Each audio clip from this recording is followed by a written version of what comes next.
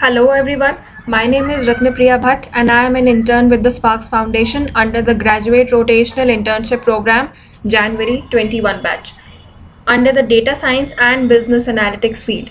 So now I am doing my task 2. Let me show you what was the task. The task is that I have been provided the iris data set and I have to predict the optimum number of clusters and represent it visually. So just let me show you the code. So here is my Colab notebook. I have used various libraries like NumPy, Pandas, Matplotlib, Seaborn, etc. Let me just upload my file here. Now I'm just uploading my CSV file. This is iris. Now let me take this data into a data frame. It's done. Now let us see how this data looks like. It looks like this. It has ID, sepal length, sepal width, petal length and petal width. Now let us see how many unique species are there in this data set. So we have 3 species, that is Setosa, versicolor and virginica. Probably these 3 species are going to form the unique clusters. Importing the k-means model. Now what I am doing is I am selecting the data that I will need for the k-means model.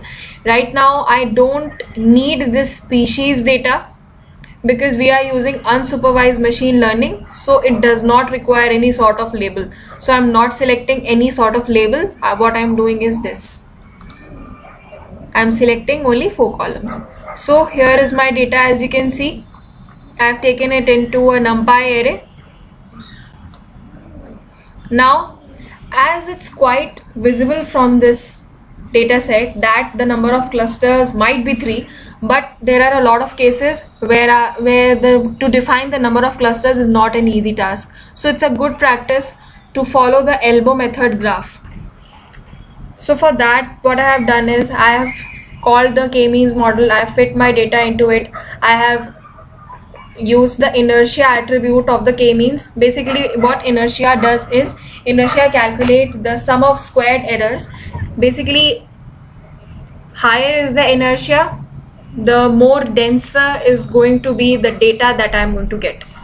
So what we try to do is we try to minimize the inertia. So what this is what this elbow method focuses on. If you just see at this graph, what it's pointing at is the inertia is decreasing as we move forward, as we increase the number of clusters. If you look at this, so the point at which there is sudden decrease in the inertia, we choose that as a number of clusters. If you look at this point contains number 3. So it's proven from this elbow method as well that the number of clusters equal to 3 would serve our purpose best. So I am assigning my k-means model as number of clusters equal to 3. I am going to fit the data in it. So these are the labels predicted by my data, that what are the various rows in my data belong to. So here is it. Now as we know that k-means works on the concept of centroids. So let me just check what centroids are determined by my k-means model. These are the centroids that are determined by the k-means model. So I have just used this data.describe to check that what are the maximum number of these rows, and I have checked what are the maximum values. So I have used this data.describe for that. Now what I am going to do is I am going to check what kind of quality of clusters are formed by my k-means model. So what I am doing is I am using my feature number 0 and feature number 3. If you just check it out what it was, I've call the data set here again. This is 0, that was ID, and this is 3, which was petal length. Let us see how well these two things work. So if you look at this cluster has high inertia. These two are not very good. So next, let's explore the next cluster. It's basically between ID and my second feature, which was sepal width. Now let's just check it out, how the cluster looks. The cluster looks pretty good actually. It's looking fine, but it can be better. Now let's check the next one. That is my second feature and my third feature. This 2 is really dense. These clusters have high inertia, so this 2 is not very good. Now let's check this one. So if we look at this, this has my 0 and 1. So 0 and 1, what it is basically, if we check the data frame, 0 is ID and 1 is sepal length. So these two are basically forming the best cluster.